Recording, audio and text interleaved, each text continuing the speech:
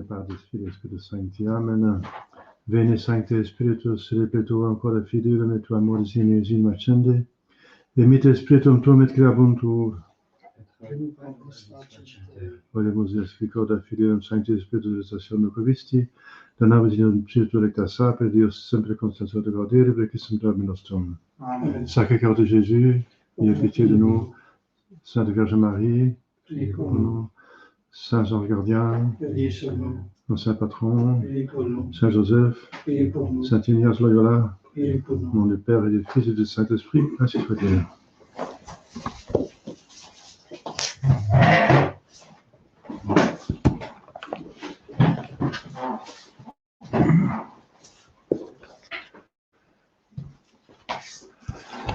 Voilà, chers fidèles, on continue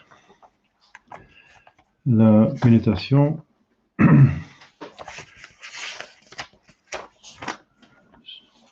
sur la phase purgative.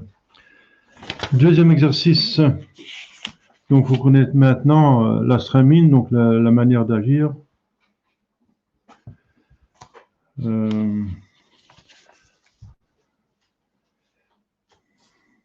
Donc, il renferme cet exercice, outre l'oraison préparatoire, qui est toujours la même chose.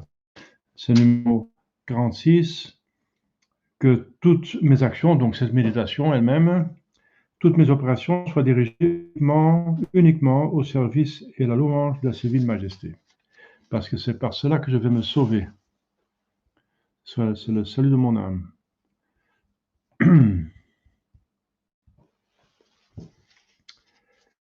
Ensuite, il y a les deux préludes. Voilà, deux préludes. Le premier prélude, c'est la composition de lieu que vous connaissez. Le deuxième, c'est demande de grâce particulière. Ici, je demandais une douleur intense et profonde et des larmes pour pleurer mes péchés. Dans ce sens que Jésus-Christ lui-même, il dit bienheureux ceux qui pleurent. Ça veut dire pas ceux qui sont dépressifs, mais ceux qui pleurent leurs péchés. C'est une béatitude.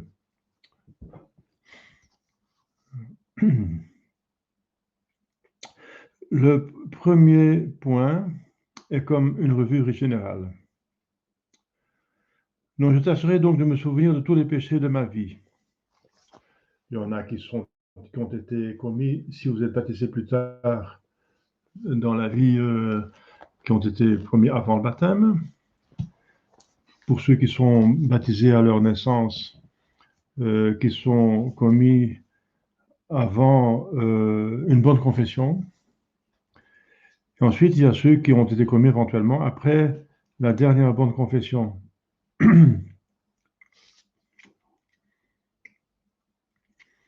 Donc, il y a la rémission des péchés. C'est vrai qu'on a encore la rémission des péchés par un acte d'amour de Dieu, comme se faisait dans l'Ancien Testament, et quand on n'a pas d'accès à un prêtre, ou si on est déjà baptisé. Mais c'est pas sûr et certain, puisque c'est subjectif. C'est Dieu qui juge si vous avez fait vraiment l'acte par amour de Dieu. C'est pas seulement des paroles, mais c'est vrai, c'est sincère. Et deuxièmement, cette remise en ordre, vous avez alors l'action de l'état de grâce, vous ne donne pas la droite aux autres sacrements. Donc, pour recevoir la communion, par exemple, il faut avoir l'absolution de la confession, s'il y a des péchés mortels, bien sûr. Hein. Un péché véniel n'empêche pas la communion, à condition qu'on regrette les péchés véniels. C'est la condition. C'est pour ça qu'il y a 2 confitures même avant la communion. Au début de la messe et juste avant la communion. Pour demander pardon et regretter les péchés véniels. Pour regretter les péchés véniels, ça suppose qu'on fait régulièrement un examen de conscience pour les connaître. Si on ne fait même pas l'examen de conscience, on ne connaît même pas ces péchés véniels. Comment les regretter? Et alors, on communie indignement, ce n'est pas un sacrilège, ce n'est pas un péché mortel, mais c'est infructueux. La communion reste sans fruit. Et c'est dommage. Et finalement, c'est quelque part comme une enfance à Jésus-Christ qui se donne totalement, lui et nous, on est négligents. On se permet des péchés véniels sans les regretter, qui sont quand même des offenses, qui blessent quand même l'amitié de Dieu, n'est-ce pas? Donc, je vais tâcher de me souvenir de tous les péchés de ma vie. Donc, il y a plusieurs catégories. Bien sûr, il y a la chronologie, qui est la façon la plus facile de parcourir. Donc, repassant tout entière d'année en année ou d'époque à époque. J'étais petit enfant, à partir du moment que je puisse pécher, à partir de l'usage de la raison. Le péché des enfants sont normalement des péchés véniels, mais ils sont capables, en théorie, de péchés mortels. Il y a des saints qui disent que des enfants sont damnés, qui sont morts jeunes et n'ont pas regretté leurs péchés graves. Donc c'est possible. Donc vous connaissez les conditions de péché mortel, matière grave, plein consentement, plein de connaissances. Hein. Si quelque chose manque, ce n'est qu'un péché véniel, plus ou moins grave, par rapport à la matière, à la connaissance et au consentement. S'il n'y a pas de connaissance du tout, matière grave, ou pas, et ou pas de consentement du tout, il n'y a pas péché du tout. Mais c'est pécamineux. La chose reste mauvaise, objectivement parlant, mais on n'est pas coupable. Comme un petit enfant qui met le feu à la maison, et là je vais avec les millimètres, s'il ne se rend pas compte, il n'est pas coupable, mais la chose est quand même mauvaise, que la maison soit brûlée, n'est-ce pas? C'est avec tout péché comme ça. Et j'ai rencontré des personnes qui pensaient que faire tel ou tel péché mortel n'était pas un péché. Alors, bon, si ce n'est pas une ignorance coupable, parce qu'encore faut-il voir cela, on peut ne pas vouloir savoir, alors c'est une ignorance coupable. Alors on est quand même coupable, même si on ne sait pas. Mais si on a une ignorance non coupable, oui, alors on est excusé, bien sûr. Mais il faut être sincère parce qu'on a quand même une conscience. Tout le monde a une conscience. On ne peut pas faire taire la conscience totalement. On ne peut pas la tuer. Elle restera toujours. Et c'est le cauchemar des gens qui se donnent au péché. C'est le cauchemar de la Kabbale, n'est-ce pas? La conscience. Donc ils ont des grandes cérémonies dans Bohemian Groves, par exemple. Il y a 2000 satanistes qui viennent ensemble pour faire un rite de la réconciliation. C'est-à-dire, ils essayent d'étouffer leur conscience par la drogue, le sexe, les sacrifices au diable, n'est-ce pas, etc. Ils essayent d'étouffer, mais ils n'arrivent pas totalement. Parce que la seule chose qui les embête, c'est ça, la conscience qui grogne. Ça empêche le bonheur total de leur péché. Et bien sûr, ce qui ne peut pas empêcher non plus, c'est la croix quotidienne. Si on évite une croix, on soit une autre. Donc ils ont leur croix à porter. Et ensuite, ils s'imaginent qu'après la mort, il n'y a rien, ou bien ils vont s'amuser de l'enfer, que c'est amusant, mais ils se trompent. Et, normalement, ils devraient savoir que l'enfer, c'est quand même une punition dans chaque homme, que le bien est récompensé et le mal est puni. C'est aussi très fondamental. C'est la sainte d'Érès, comme on dit, n'est-ce pas? Donc ils devraient savoir, et ça inquiète aussi. Donc ils ont pas le bonheur en paix. Ils n'ont pas le bonheur. Donc, ils se concentrent sur le plaisir que donne cet usage, abus de cet argent, de ce pouvoir. Ils se concentrent là-dessus pour essayer d'oublier les remords et toutes ces considérations, n'est-ce pas, qui pourraient donc qui sont en défaveur, qui condamnent ce qu'ils font. Mais Jésus-Christ lui-même, il dit, notre Seigneur Jésus-Christ lui-même dit que c'est difficile pour un riche pour aller au ciel. Parce qu'ils ont vraiment disposition, ils pouvaient satisfaire à tous leurs désirs, même coupables, sans problème. Si on paye assez d'argent, beaucoup de gens sont capables à vous donner ce que vous demandez, même si c'est criminel, n'est-ce pas? Si on va assez loin en donnant l'argent, donc c'est ça la ténèbres, c'est le monde de Satan, n'est-ce pas? Et nous devons nous séparer de ce monde. Enfin, on est dans ce monde, mais pas de ce monde. Il ne faut pas participer à leurs œuvres. Maintenant, ils sont très puissants. Hein. Nous sommes dans une époque où ils sont très puissants. Hein. Vous le savez. Mais ça n'empêche que Dieu est toujours Dieu, il reste le même. et qu'il a la dernière parole, et qu'à son temps, il va intervenir, n'est-ce pas, comme il a intervenu au déluge, et à Sodome et Gomorrhe, et à Pompéi, etc. Donc, je passe ma vie personnelle d'année en année, d'époque à époque, enfant, ensuite l'adolescence, la puberté, ça donne encore une autre occasion de pécher, que vous savez, n'est-ce pas? Et aussi, oui, le contact avec le monde se développe. Un petit enfant, il est sous la garde de sa mère et son père, mais le plus qu'on avance, le plus qu'on est dans le monde, on a plus de liberté, on est avec des amis, etc.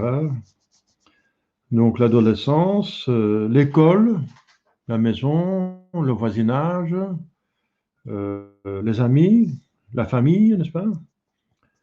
Des occasions de péché, n'est-ce pas?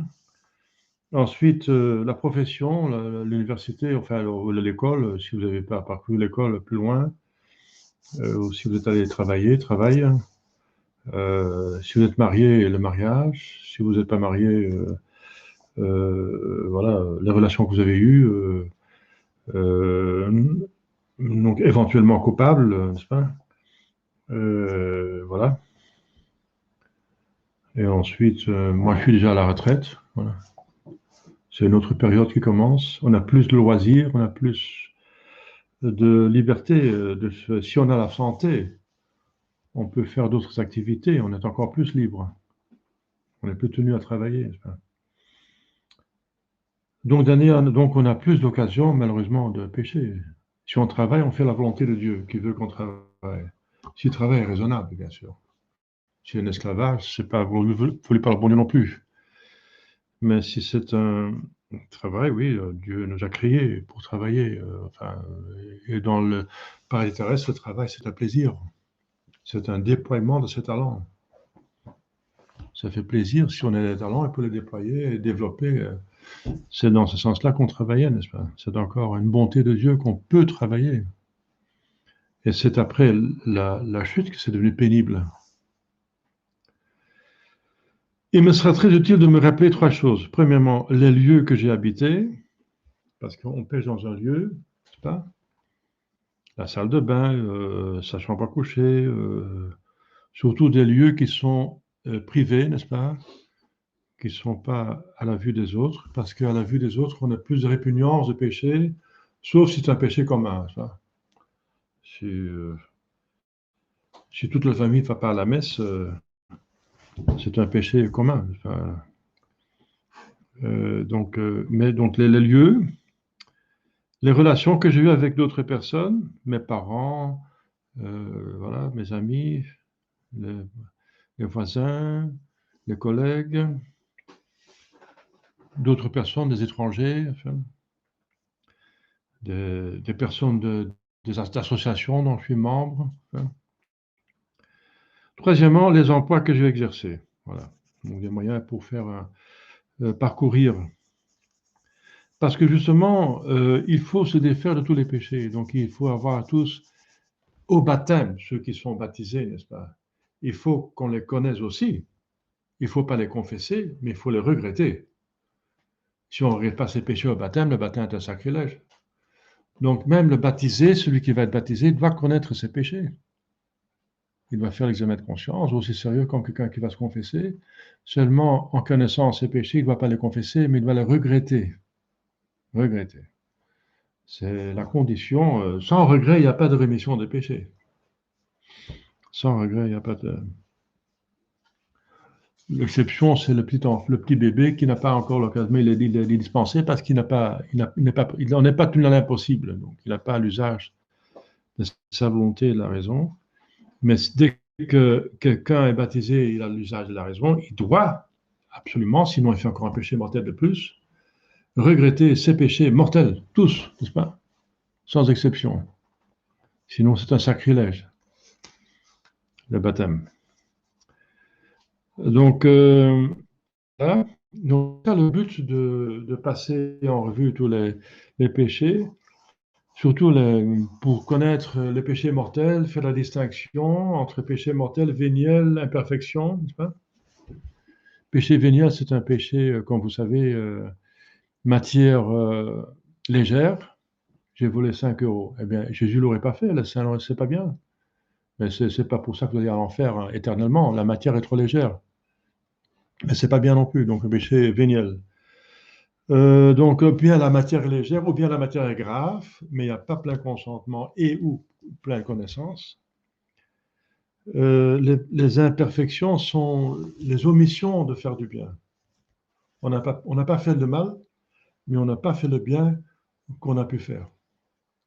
Et ça peut être, ça peut devenir dangereux si c'est systématiquement. Parce que Jésus dit, et Saint Jean Baptiste dit, chaque arbre qui ne porte pas de fruits sera coupé et jeté dans le feu. C'est l'enfer. Donc celui qui fait jamais du bien, il ne fait pas du mal, mais il fait du bien, il est aussi condamné. Si on ne fait pas tout le bien qu'on peut faire, on n'empêche pas, mais on empêche la sainteté. On empêche l'envol total, qui est un grand bonheur. Le plus grand bonheur sur Terre, c'est d'arriver au sommet de sa propre possibilité de sainteté. Ça, c'est le plus grand bonheur sur Terre. Dites-moi un saint qui n'était pas heureux sur Terre, même dans un goulag, pendant son martyre. Si Saint-Laurent dit hé, bourreau, tourne-moi, je suis assez cuit d'un côté, n'est-ce pas? Sur sa grille en train de rôtir, c'est qu'il ne souffre plus, quoi. Qu'il a dépassé les limites de la souffrance et que Jésus est intervenu et le console dans son âme. Ce qui est arrivé à plusieurs fois, des femmes, par exemple, qui sont des êtres plus tendres que nous, qui ont été jetées pour les lions, pour les bêtes, et qui sont retournées à moitié mortes et qui disaient qu'est-ce qui s'est passé? Je viens de me réveiller. Ils n'ont rien senti. Donc c'est encore la miséricorde de Dieu, n'est-ce pas? D'intervenir quand c'est trop. Mais il n'a pas voulu ça pour soi-même. Hein. Lui, il a voulu vraiment vider le calice jusqu'au fond. Hein. Il a tout senti. Il a dit, mon Dieu, pourquoi m'avez-vous les laissés? Donc lui, il n'a pas permis à soi-même qu'il ne sente pas quelque chose. Il a même refusé l'alcool qu'on lui donnait pour diminuer les peines, mêlé avec du vinaigre. Il a juste goûté, puis il a refusé de diminuer les souffrances. Il a voulu tout expier, n'est-ce pas? Avec le maximum. Mais pour nous, il est miséricordieux. Ce qu'il veut pour soi-même, il ne veut pas pour nous. Il est indulgent. Vous voyez? Donc, il faut absolument connaître ses péchés, faire la distinction. Il ne faut pas être scrupuleux ni laxiste. Le laxiste, c'est celui qui considère comme péché ce qui n'est pas péché. Ou qui considère être péché mortel ce qui est véniel. Ce qui considère péché véniel ce qui est imperfection. Et l'imperfection, il considère, voilà. Et et le péché mortel, il le considère comme un péché contre le Saint-Esprit qui est impardonnable. Donc il exagère. Et c'est un mensonge, c'est pas vrai, c'est pas la vérité. Le laxiste, c'est le contraire, c'est celui qui considère, le scrupuleux, je veux dire. Le scrupuleux exagère, et le laxiste, il n'en fait pas assez. Donc le scrupuleux, il considère comme mortel ce qui est véniel ce qui est imperfection, et le laxiste, c'est le contraire. Il considère comme véniel ce qui est péché mortel, et comme imperfection ce qui est péché véniel. Il ne trouve pas ça grave. J'ai entendu dire des personnes, oui, mais tout le monde pêche gravement. Il y a un de mes ex-fidèles qui m'a dit ça dans ma figure. Hein. Mais tout le monde est péché mortel. Je dis, les gens qui vont en communion, alors ils font des sacrilèges de plus, alors c'est quoi ça? Ça veut dire que l'Église n'est pas sainte. Si tout le monde a des péchés mortels, il n'y a personne qui a un état de grâce. Il n'y a personne qui va au ciel. À quoi ça sert alors l'Église? Donc c'est scandaleux de dire des choses pareilles. Mais c'est pour dire que c'est pas grave, quand tout le monde le fait. Enfin, c'est inévitable, voilà. Routine. Et parfois, on va se confesser pour se débarrasser un petit peu, puis on continue à pécher. C'est vraiment conscience laxiste. Hein. Voilà, donc ça, c'est pas bien. Parce que c'est pas la réalité. Dieu ne pense pas comme ça, n'est-ce pas? Donc Dieu pense comme l'Église l'enseigne, voilà, en son nom. Dans le second point, je pèserai mes péchés. Voilà. C'est vrai que nous sommes dans un temps d'apostasie et d'infiltration de l'Église, donc il y a des péchés qui étaient cachés. Les loups se sont déguisés en peau de brebis. Ouais. Littéralement, n'est-ce pas? Enfin, l'ennemi est infiltré dans l'Église. Il s'est déguisé en pape, cardinal, évêque, prêtre. Pas tous, bien sûr, mais il y en a. Et ça, c'est très, très, très difficile pour les catholiques pour alors discerner le mal et le bien parce que on est supposé de donner crédit à la hiérarchie catholique. A priori, on les considère comme bien. On ne va pas a priori les accuser, mais il faut faut faire attention, il faut être à ses gardes parce que Jésus-Christ, notre Seigneur Jésus-Christ lui-même a dit, faites attention aux faux prophètes, justement. Ils se déguisent en peau de brebis, les loups. Donc il y en a, il faut faire quand même attention. Il faut faire confiance avec prudence et quand même vérifier. Il faut connaître son catéchisme, voir est-ce qu'ils n'ont pas dévié du catéchisme. Ça ne va pas, c'est possible. Alors, donc il faut, donc on a péché, je veux dire, si on est allé avec le courant de l'Église catholique, enfin qui n'était plus l'Église catholique, mais on ne se rendait pas compte, on est entré dans le péché, ne soit-ce que le schisme, d'accepter un faux pape comme pape. La plupart est tombé dans ce piège. Objectivement parlant, c'est un péché mortel. Le schisme sépare l'Église catholique, mais pratiquement, concrètement, si vous ne saviez pas, vous n'êtes pas coupable. Hein. Mais si vous êtes honnête, celui qui cherche, il trouve. On peut tromper beaucoup de personnes pendant un certain temps, mais pas tout le monde, toujours. Donc, ce n'est pas possible. Et l'Église est infaillible, donc il faut bien que la vérité soit dans l'Église. Donc, si on cherche un peu, si on est de bonne volonté, on va quand même trouver la vérité. Hein. Donc, ceux qui sont toujours jusqu'à la fin de leur vie du mauvais côté, je ne vais pas les juger, mais ça sent mal. Hein. Et tout le monde a la grâce pour se sauver quand même. C'est le bon Dieu qui va les juger, mais c'est dangereux. Hein. Ça n'a pas l'air bien. Hein. Enfin, je m'occupe de mes péchés. Hein. Mais je veux dire, ces péchés, objectivement pour Dieu, n'est-ce pas? Ces péchés imputables pour autant que je me rendais compte que c'est péché. Parce qu'il y a plein de péchés, n'est-ce pas, qui ont été permis par la secte conciliaire, et les gens qui deviennent tradis, ils se disent, oh là là, qu'est-ce que j'ai fait? Alors ils font en retraite, oh là là. Mais si vous ne vous rendez pas compte, bien sûr, c'est mauvais, mais vous n'êtes pas coupable. Mais c'est quand même bien de le dire en confession. En ajoutant, mais je ne me rendais pas compte, il me semble, n'est-ce pas? Donc, dites tout simplement la vérité. Donc, mais la laideur du péché, c'est surtout le péché que je connaissais, qui est plein de connaissances, plein de consentement. Ça, c'est le péché, ou proprement, qui est imputable. Donc, je pèserai mes péchés, ce sont des vrais péchés. Je pèserai mes péchés, c'est-à-dire que je considérais la laideur et la malice intrinsèque de chaque péché mortel. Intrinsèque.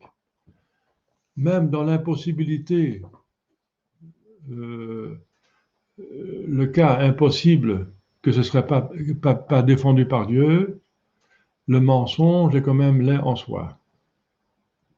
Parce que c'est tricher, n'est-ce pas? C'est mettre des ténèbres là où il y a la lumière. C'est mentir, ça reste, pour donner l'exemple. Et c'est contre nature, c'est pour ça qu'il y a un détecteur de menteurs, de mensonges. Parce qu'il voit l'effort que vous faites, une émotion qu'il enregistre, parce que vous devez aller contre votre nature qui vous fait dire ce que vous pensez. Si la nature fonctionne bien, vous pensez, vous observez la réalité sensible et vous voyez ce que c'est. Vous êtes bien réveillé, vous vérifiez, voilà, vous avez bien vu que c'est ça. C'est un arbre, c'est une maison, c'est un homme, c'est un animal, c'est ça. Vous savez qu'un homme, un animal, c'est un tel objet ou une telle personne. Et vous le savez, c'est la vérité parce que ça correspond à la réalité. Et alors, pour être véridique, il faut encore dire ce que vous pensez. Si vous voyez un homme et vous dites c'est un animal, vous mentez, hein. Vous dites c'est une maison et c'est autre chose, n'est-ce pas? Ce n'est qu'un rocher. Au loin, vous savez que c'est un rocher, vous dites c'est une maison. Je dis des bêtises, hein. Enfin, des choses, je dis un exemple, hein. Donc, vous dites pas ce que vous savez être vrai, eh bien, ça n'est pas être véridique, hein. Donc, c'est aller contre nature. Parce que nature, on dit ce qu'on pense. La parole va exprimer la pensée. Et si on dit le contraire de ce qu'on pense, on va aller contre sa nature, qui est créée par Dieu. De savoir la vérité et de la dire. C'est notre nature, comme elle est créée par Dieu.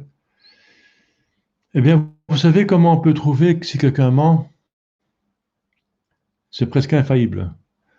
C'est qu'un menteur évite de donner beaucoup de détails. Parce qu'il ne connaît pas les détails, puisqu'il n'était pas là. J'étais dans la forêt, faire une promenade, mais il était dans le café, il va dire à sa femme, et qu'est-ce que vous... Mais il a peu de choses à dire parce qu'il ne peut pas dire, ah, j'ai rencontré telle ou telle personne. S'il dit ça, c'est vérifiable. Vous voyez, si la femme rencontre cette personne, vous avez vu mon mari dans la forêt? Ah non.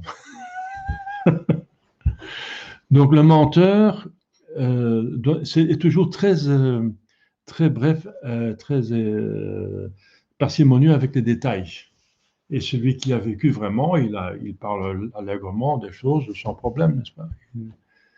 C'est un des moyens pour voir si quelqu'un ment ou ne ment pas. Et s'il a trop de détails, d'abord il ne le connaît pas, et puis ensuite il doit se souvenir après, et ça doit correspondre, sinon c'est vérifiable éventuellement. Donc il évite de donner les détails. C'est le moyen pour savoir si quelqu'un ment, entre parenthèses. En tout cas, vous voyez, il y a une malice intrinsèque. C'est inventé par le diable, le mensonge. Donc ça abîme aussi l'image que nous sommes de Dieu, qui est vérité exprimée, la deuxième personne. Le Père, l'intimité du Père, le plus profond du Père, c'est exprimer la pensée, la vérité qu'il conçoit. L'exprimer, d'engendrer le Verbe. Ça veut dire la vérité exprimée en Dieu, de Dieu. Et cette vérité est infiniment aimable. C'est toutes les perfections de Dieu qui sont aimables. Et il y a un acte d'amour, n'est-ce pas, envers cette bonté infinie, exprimée en Dieu encore, qui est le Saint-Esprit, troisième personne. Donc, ça c'est l'intimité de Dieu, n'est-ce pas, son être plus profond. Dire la vérité et aimer, dire ce qui est vrai et aimer ce qui est bon. Eh bien, nous sommes créés à son image. Et si on va contre, on va casser cette image. Donc la malice intrinsèque de chaque péché, je donne seulement un exemple, c'est le mensonge. Mais c'est pour tout péché, c'est la même chose.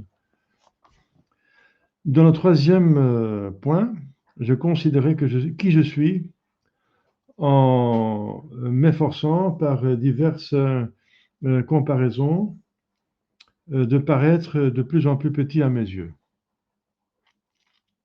Voilà. Parce que c'est en même temps, bien sûr, un exercice de contrition qui est absolument nécessaire pour avoir la rémission des péchés, mais c'est en même temps un acte d'humilité. Reconnaître qu'on est petit, que de soi on n'est rien, créature, ça on savait déjà, mais qu'on est envers Dieu, même si on est parfait, comme l'humanité, Jésus-Christ, la Sainte Vierge Marie, les saints, n'est-ce pas? À la fin de leur vie, ils étaient parfaits, parce que parfois, au début, c'était des pécheurs, mais c'est surtout à la fin de leur vie, une période qui ont été parfaits. C'est pour ça qu'ils sont allés directement au ciel. Eh bien, même eux, dans leur perfection, n'est-ce pas, au maximum, ils sont encore infiniment petits envers Dieu, en comparaison avec Dieu. Il faut le reconnaître, c'est la vérité. C'est mathématique, puisque Dieu est infini et nous sommes limités. Mais ce qui rend la chose encore plus petit, n'est-ce pas, c'est le péché qui ne nous rend pas zéro qu'on était avant la création, ou très petit, au-dessus de zéro, très petit, par rapport à Dieu infiniment petit, par rapport à un infiniment bien, mais qui nous fait baisser en dessous de zéro, qui nous met au négatif, c'est le péché mortel, et qui en soi a quelque chose d'infiniment mauvais, donc qui nous met au négatif infini, le péché mortel. Et ça, c'est de deux infinités il faut s'humilier deux fois infiniment. Donc il faut aller pour l'humilité. Hein. Envers Dieu, on est déjà infiniment petit si on est saint comme la Sainte Vierge Marie. En tant qu'homme, elle est toujours infiniment plus petit que Dieu. Elle reconnaît ça, elle. Elle dit, Dieu a regardé mon humilité, c'est pour ça qu'il m'a choisi d'être mère de Dieu. Parce que Dieu aime la vérité. Être dans l'humilité, c'est être dans la vérité envers Dieu. Être dans la vérité. Eh bien, nous, on a encore, en plus de ça, parce que nous sommes ceci, créatures infiniment petites envers Dieu, on a encore une autre raison pour nous améliorer encore infiniment. C'est si on a péché mortellement, une fois ou plusieurs fois, eh bien, le péché mortel a quelque chose d'infiniment négatif, parce il lèse une majesté infinie, il blesse un amour infini, une miséricorde infinie. Il a blessé, donc c'est un mal infini. C'est le mal de Dieu, comme on dit. Eh bien, c'est un mal infini, donc on a encore une raison, donc on a une infinité de plus pour nous plus humilier encore plus que la Sainte Vierge Marie, parce qu'elle ne regrette aucun péché, parce qu'elle sait qu'elle n'est pas scrupuleuse non plus, hein, elle connaît la vérité. Elle sait qu'elle n'a jamais péché, mais très reconnaissant qu'elle a eu la grâce, et c'est une personne de très bonne volonté. Hein. Bien sûr, c'est les deux. Elle a eu la grâce, mais elle est aussi de bonne volonté. Elle a toujours dit oui, n'est-ce pas? Elle n'était pas obligée de dire oui. Elle a une volonté libre. Mais Dieu l'a choisie justement parce qu'il a prévu qu'elle a de toujours dire oui. Eh bien, nous avons une raison de plus pour être infiniment humble. Donc, faites ces exercices. Puisque l'infinité nous dépasse, on n'a jamais assez mérité notre humilité. On n'est jamais assez humble. Parce que j'ai dit qu'il y a trois vertus qui sont infinies. C'est ceux qui sont dirigés vers Dieu. Je n'aime jamais assez. La mesure de mes dieux, c'est l'aimer sans mesure. La foi n'est jamais assez ferme, puisqu'il est la vérité absolument totale, n'est-ce pas, sans aucun doute. Il connaît la vérité et il est toujours véridique. Il dit toujours la vérité. Et l'espérance aussi. Une fois que nous faisons notre possible, Dieu est puissant pour nous donner le ciel et il est bon pour nous donner le ciel. Donc c'est sûr. Mais il y a une autre vertu dont la mesure est quelque part l'infinité, c'est l'humilité. Vous avez compris pourquoi? Parce qu'elle règle la relation entre nous et Dieu. Et la relation, encore par rapport du côté de Dieu, c'est infini. Donc de nous-mêmes, nous sommes rien. Nous sommes créés, tirés du néant, c'est quelque chose d'infini. La création, c'est quelque chose d'incroyable. De faire quelque chose à partir de rien, c'est une toute-puissance qui peut le faire uniquement, une toute-puissance. Personne d'autre peut faire ça. C'est un acte quasiment infini, n'est-ce pas? D'une puissance infinie qui peut faire ça. Donc notre passé d'être tiré du néant, notre âme en tout cas à la conception, et même notre corps qui remonte à Adam et Ève, qui ont été créés, eh bien, voilà. Ensuite, comme je viens de dire, une fois qu'on est quelque chose, quelqu'un, un homme même, avec les talents, tout ce que vous voulez, les talents, abondance, tout ce que vous voulez, même bonté et sainteté, par rapport à Dieu, c'est toujours comme rien, c'est infiniment petit. Allez-y, hein. Allez-y de méditer l'infini. Essayez de concevoir ce que vous êtes devant Dieu. Mais c'est le même problème de concevoir Dieu, puisqu'il est infini, alors c'est difficile. On reste toujours en dessous de la limite. C'est pour ça que penser de Dieu, il faut penser négativement, disent les mystiques. L'idée la plus réaliste de Dieu, c'est négatif. En tout cas, on parle de Dieu en négatif. Infini, c'est-à-dire, on dit ce qui n'est pas, il n'est pas fini. Parce qu'on ne sait pas ce que c'est l'infini, ça nous dépasse. On dit alors ce qui n'est pas. Il est infini. Voilà. Voilà. Il est immortel. Voilà. Parce qu'éternel, on ne sait pas ce que c'est. Hein. On dit ce qui n'est pas, il ne va pas mourir, ça ne s'arrête pas. Hein. On sait ce que c'est arrêter, mais on ne sait pas aller jusqu'à l'infini, on ne sait pas ce que c'est. L'éternité, c'est quoi? Des milliards. Non, les milliards de milliards d'années, c'est comme rien par rapport à l'éternité. Donc, en regardant tout ce qui existe, bien sûr, on peut dire la perfection qu'il y a dans les choses existe en Dieu de manière infinie. C'est une manière d'essayer de comprendre Dieu un petit peu. Mais une autre manière, la manière négative, c'est de dire mais tout ce qu'on voit, Dieu n'est pas comme ça. Dieu n'est pas comme ça, puisqu'il est infiniment plus que ça, infiniment, inconcevablement plus. C'est pour ça qu'il faut faire le néant, plutôt les mystiques font le néant quand ils pensent à Dieu. Ils sont uniquement dans la foi. Mais il peut rien s'imaginer. Dès qu'on s'imagine Dieu, c'est déjà infiniment autrement de ce qu'il est. Parce que si on imagine quelque chose, c'est quelque chose de sensible. Quelque chose de sensible, c'est quelque chose de créé. Et ce quelque chose de créé est infiniment plus petit. Donc il y a une différence infinie entre ce qu'on conçoit de Dieu et ce qu'il est. Par exemple, je représente Dieu, c'est même représenté par l'Écriture sainte. Un vieil homme avec une barbe, c'est sur un trône dans le ciel, entouré des anges, des séraphins, des vieillards, et qui disent Amen, Amen, Alléluia, à vous le royaume, le pouvoir, la gloire dans toute éternité, Amen, Amen, Amen, etc. Eh bien, on entend des paroles, on voit des images, eh bien, c'est déjà infiniment moindre que ce que c'est en réalité. Mais l'Écriture sainte donne quand même ça pour dire quelque chose, quoi. Pour savoir dans quel sens ça va. On sait dans quel sens ça va, mais on ne sait pas où ça s'arrête. C'est l'infini. Vous voyez?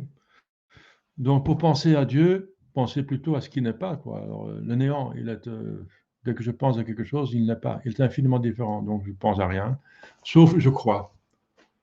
Je crois ce que l'Église m'enseigne et Jésus-Christ m'enseigne, je le crois. Je le crois. C'est la seule chose qui peut me dire à Dieu, c'est ma foi. Ma foi atteint Dieu comme il est. Mais croire, c'est accepter sans voir, sans comprendre, justement. Sans comprendre. Maintenant, je vous explique la mystique un petit peu. Hein. Enfin, on a le droit de faire un petit peu de mystique aussi. Hein. Les mystiques, c'est l'activité de la foi, espérance et charité. C'est ça la mystique. C'est la voie unitive. Bon. On est dans la voie purgative, mais la voie purgative n'est pas 100% purgatif. Justement, on va se purger par amour et parce qu'on croit en Dieu. Et croire en Dieu, aimer Dieu, c'est mystique, c'est la voie unitive. Donc, c'est pas, on fait d'abord la voie purgative, ensuite liminative, ensuite unitive. C'est plutôt, on met l'emphase sur la purgation, mais on est toujours dans la mystique, dans l'imitation de Jésus-Christ, mais on met l'emphase sur quelque chose. Oui. On est dans le bateau, mais on va s'occuper de boucher les trous. On est comme un bateau, voilà. On est toujours dans le bateau qui est capable de bouger comme un main et qui bouge un petit peu comme un main. Si on bouge les trous, on essaie de ne pas rester. Si on va faire un voyage, on peut quand même bouger. Si on bouge pas, ça revient au même par rapport à s'écouler ou pas s'écouler, être étanche ou pas étanche. Voilà, donc je considérais qui je suis. C'est déjà une méditation, je viens de dire, qui est à l'infini. Hein. Ça va même pas se terminer après la mort. Parce que même après la mort, on va voir Dieu. Mais on va voir pas Dieu totalement. Il y a quelque chose qui dépasse encore. Même dans le ciel, on va savoir ce qu'on voit, c'est lui. Mais il y a encore une partie, si on peut parler de partie, parce que, vous voyez, même le langage ne suffit pas. Parce que partie, ça veut dire une partie, c'est déjà une expression quantitative. Et en Dieu, il n'y a pas de quantité. Puisqu'il est infini, il n'y a pas de quantité. Parce que pour être quantité, il faut être matière. Il n'est pas matière. Donc, si on va voir Dieu en partie, c'est déjà caduque notre langage. Oui. C'est Saint Paul. Saint Paul dit qu'il était dans le troisième ciel. Enfin, il dirait indirectement pour ne pas se vanter, n'est-ce pas? Il parle d'un homme qui était dans le troisième ciel, mais c'est lui. Alors il dit, il est retourné sur terre, et il n'a pas pu exprimer ce qu'il a vu, il n'a pas pu le dire. Il a vu, mais ne peut pas l'exprimer. Parce que dès qu'il pense à parler, c'est déjà infiniment en dessous de ce qu'il a vu, quoi. Voilà. Donc, et ce que je le suis, premièrement, ce que je suis dans les yeux de Dieu, et en comparaison avec Dieu. C'est l'être le plus important dans mon existence. Donc, je considérais qui je suis maintenant, je vais voir en tant que pécheur. Donc, c'est deux fois infiniment petit. Infiniment petit. En tant qu'être bon, on est déjà infiniment petit par rapport à Dieu, mais en tant que pécheur mortel, on est encore infiniment négatif. Donc, c'est doublement infinitif si c'est possible. Je pense que ça existe en mathématiques, deux fois négatif. Ça n'existe pas, non? Eh bien, ça n'existe pas, mais vous comprenez, ça veut dire très, très. C'est deux fois infini, si c'est possible, mais c'est même pas possible. Donc, c'est inimaginable. Même les mathématiques n'arrivent pas à capter cela, n'est-ce pas? Les mathématiques n'arrivent pas à capter ce qui se passe ici. Parce qu'en tant qu'être bon, on est déjà infiniment petit. Infiniment petit, parce que Dieu est infiniment grand. Mais le négatif ajoute encore une infinité à cette infinité, petitesse. Voilà, c'est la réalité. Donc, les réalités dépassent les mathématiques. Il y en a un ingénieur ici, il dit que ce n'est pas possible, les infinités en mathématiques. Bien, mais en réalité, ça existe. C'est nous. Voilà. Alors, il n'y a pas de lieu pour l'orgueil. Il n'y a pas de place. Hein. C'est absolument déplacé. C'est n'importe quoi, n'est-ce pas? C'est n'importe quoi. C'est vraiment stupide, n'est-ce pas? C'est inconsidéré. C'est pas la réalité. Oui, il n'y a pas de mots pour dire la méchanceté et le mensonge, l'orgueil, l'illusion, n'est-ce pas? Je considérais qui je suis, en m'efforçant par diverses comparaisons de paraître de plus en plus petit à mes yeux. Voilà. On va faire un exercice concret pour essayer de voir notre petitesse. Comment alors? Eh bien, cette énergie va. Premièrement, que suis-je en comparaison de tous les hommes? Eh bien, 10 personnes, vous voulez considérer, 100 personnes, c'est déjà 10 fois 10. 1000 personnes, bon, et 10 000 personnes, c'est un stade rempli, n'est-ce pas? Un grand stade rempli, c'est déjà, on n'arrive plus à voir chaque individu, on voit la foule, mais on ne voit plus. Alors, 10 fois ça, c'est 100 000, on n'arrive plus à les voir. C'est une ville, une ville entière, 100 000. Une assez grande ville, ce n'est pas une petite ville, c'est une grande ville, finalement, 100 000. Eh bien, 1 million, c'est une très grande ville. 1 million. Il n'y a qu'une ville qui a 1 million d'habitants en Belgique, c'est Bruxelles. Anvers n'a que 700 000. La deuxième grande ville n'a que 700 000. Enfin, en France, il y en a plus. Hein. À Lille, Tournai, etc., Tourcoing, il y a plus que 1000 personnes qui habitent là. Hein. Eh bien, c'est que 1000. Eh bien, millions, je veux dire, pardon, millions, je parle d'un million, hein. Excusez-moi. Eh bien, 10 millions, c'est Paris. 10 millions de personnes. Alors, on n'a pas, c'est toute la population de la Belgique. On n'arrive plus à concevoir tout ça. Eh bien, 10 millions multiplié par 10, 10 fois 10 millions, c'est 100 millions. 100 millions. C'est un grand pays. C'est la France, c'est à peu près la France et l'Allemagne ensemble. Enfin, c'est un peu plus. La France n'a même pas 100 millions, n'est-ce pas? Alors, 10 fois plus, c'est 1 milliard. 1 milliard, c'est la population des Indes ou de l'Europe, l'Union européenne. 1 milliard. Eh bien, il y a 8 milliards. Et on ne considère pas les hommes qui ont vécu avant et qui vont encore vivre. Donc, qu'est-ce que je suis en comparaison à tous ces hommes? Alors, je suis presque enfin très petit, hein. Actuellement, ici, je sais pas, sur cette terre, il y a pratiquement 8 milliards de personnes. Et nous sommes ici, moi je suis ici, n'est-ce pas? Que je suis dans cette foule.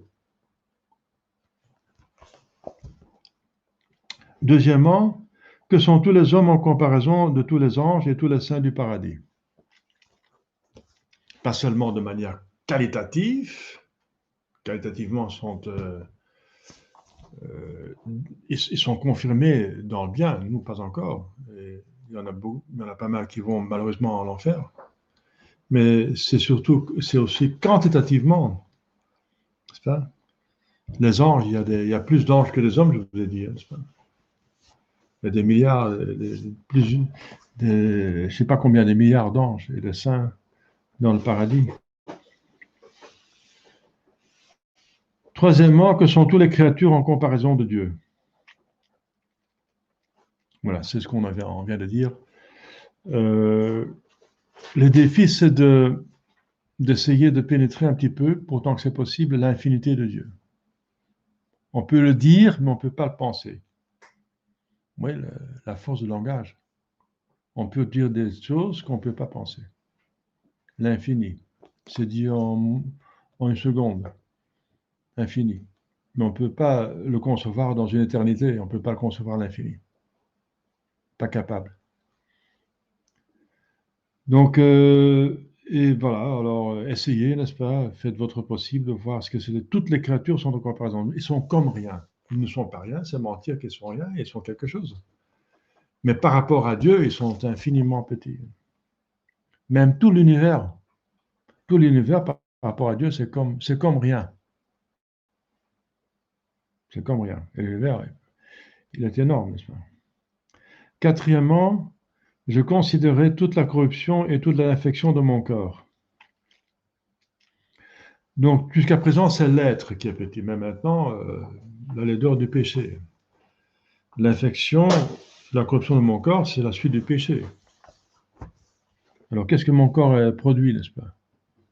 Je ne parle pas de la toilette, mais de la sueur, des ulcères, des trucs, des boutons, etc. Tout ce qui sort du corps, donc qui porte des germes de maladie. On n'a pas vu, j'ai jamais vu un lépreux, mais si on va sur des films de photos, c'est quand même impressionnant, n'est-ce pas? Cinquièmement, je me regarderai comme un ulcère et un abcès d'où sont sortis tant de péchés. Pourtant que je suis pécheur, hein. Pourtant que je suis pécheur, je suis comme un ulcère et un abcès. Et ensuite, un ulcère et un abcès, c'est qu'un mal physique. Et un mal physique, c'est un mal de la matière. C'est toujours infiniment moins grave que la mal d'un esprit. Parce que l'esprit est infiniment plus précieux que la matière. De plus que la chose est précieuse, de plus que le dommage que fait à cette chose est plus grave.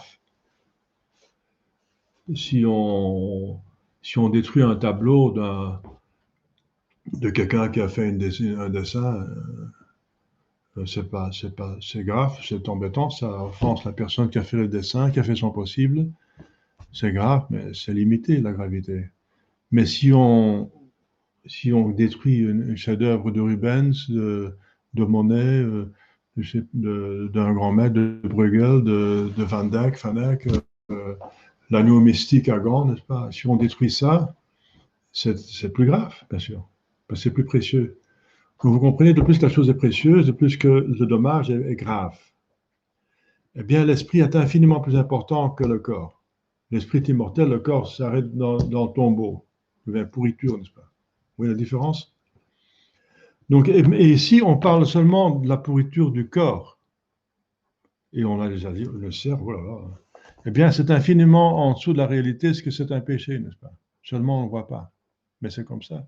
Si le péché, c'est la corruption d'un esprit, c'est infiniment plus grave qu'un ulcère et un abcès. Je me regardais comme un ulcère et un abcès, d'où sont sortis tant de péchés.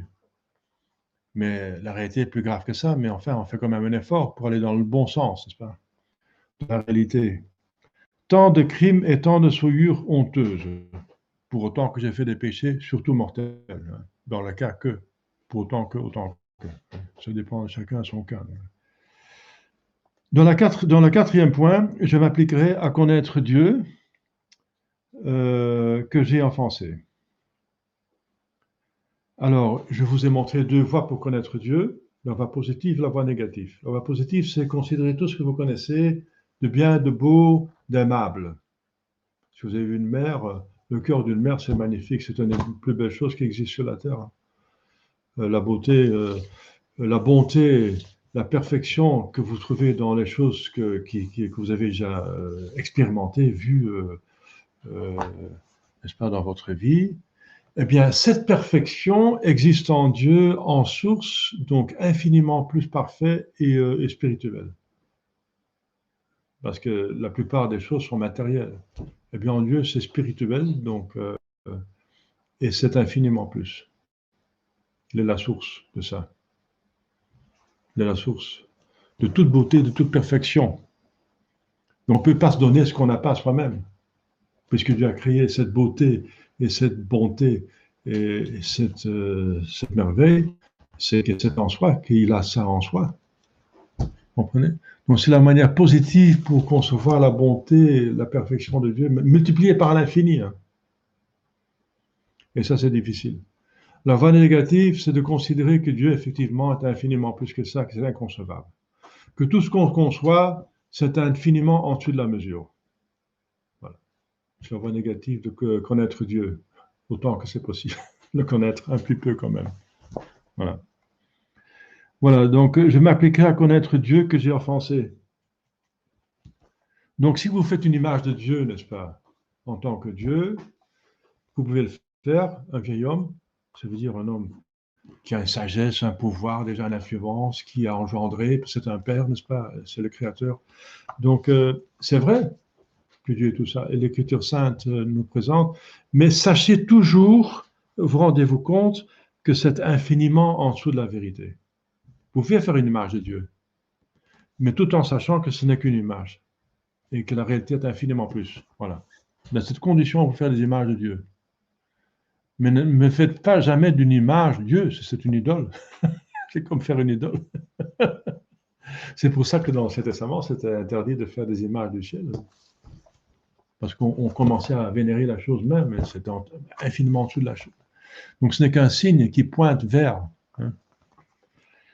Donc, je m'appliquerai à considérer Dieu que j'ai offensé.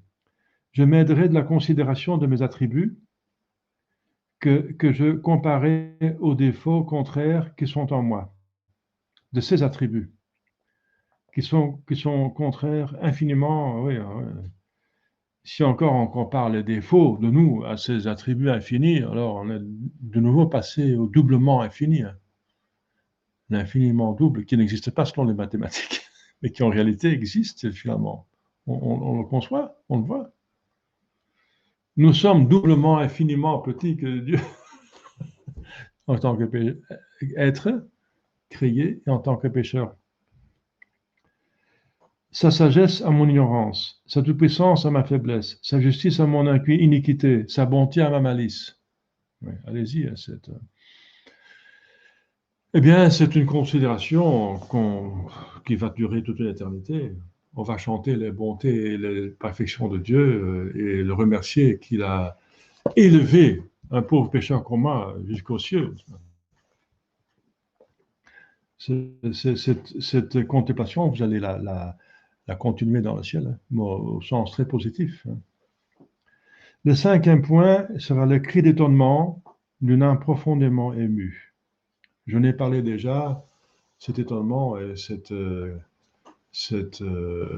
action de grâce qu'on a dans le cœur, que je ne suis pas mort comme cet homme qui est mort après un péché mortel. Je suis toujours en vie. Moi, je peux me mettre en ordre. Lui, il peut plus se mettre en ordre. Moi, je peux me mettre en ordre. Quelle bonté, quelle chance, quel bonheur. Je suis profondément ému parce que je sais que ça va me sauver, n'est-ce pas? J'entre dans la vérité, n'est-ce pas? Je parcourrai toutes les créatures, surtout les créatures qui n'ont jamais péché. Les animaux, les plantes n'ont jamais péché. Les nuages, le vent n'a jamais péché. Il a toujours fait la volonté de Dieu, n'est-ce pas? En demandant, comme elles m'ont laissé la vie, elles qui sont saintes dans ce sens, qui ont toujours fait la volonté de Dieu, comme elles ont concouru à me la conserver même. Le pain m'a tenu en vue, l'air aussi, la terre m'a supporté. Je demanderai aux anges, qui sont le glaive de la justice divine, comment ils m'ont souffert et gardé, mon gardien, comment ils m'ont même prié pour moi. Des anges qui n'ont jamais péché. Jamais péché. Ils n'ont pas l'expérience du péché. Ils n'ont pas mangé de cet arbre de connaissance. Ça veut dire l'expérience du mal. Ils n'ont pas cette expérience. Heureusement. Eh bien, comment ils ont prié pour moi? Aux saints, comme ils ont aussi intercédé et prié pour moi. Les saints qui ont ou bien ne pas péché, ou bien ou très peu, ou bien qui ont expié avec une pénitence très dure sur terre tous leurs péchés de façon à ce qu'ils entrent directement dans le ciel. Quelle pénitence les saints ont fait, n'est-ce pas? Je suis en train de lire les saints ici en Gaule, n'est-ce pas, du XIe siècle. C'est admirable, n'est-ce pas, que certains saints ont vécu. Donc, quelle piété, vie de prière et de pénitence et de sainteté, de rayonnement qui ont fait du bien aux autres, mais qui est toujours dans l'humilité eux-mêmes. Je m'étonnerais que ces cieux, que les cieux, le soleil, la lune, les étoiles, les éléments, les fruits de la terre, les oiseaux, les poissons et les animaux, que toutes les créatures aient continué à me servir et ne soient point élevées contre moi. Ne se soient pas élevées contre moi. Que la terre ne soit pas entr'ouverte pour m'engloutir, creusant de nouveaux enfers où je devrais brûler éternellement, justement. Je terminerai par un colloque dans lequel, cœur à cœur, j'exalterai la miséricorde de mon Dieu. C'est sa miséricorde qui nous fait vivre, survivre, et elle est infinie, heureusement. Cette miséricorde aussi, comme tous ses prérogatives, est infinie, et qui s'exprime par son Fils, surtout sur la croix où il se donne totalement, n'est-ce pas, pour nos péchés. Je lui rendrai grâce de m'avoir conservé la vie jusqu'à ce moment, et je prendrai la résolution de me corriger avec le secours de sa grâce. Et on termine par notre Père, etc. Notre Père, etc. Et notre Père, voilà. Voilà, allez faire cet exercice. Donc, adoration, composition de Dieu, mémoire, intelligence, volonté et colloque. Et examen. Allez-y.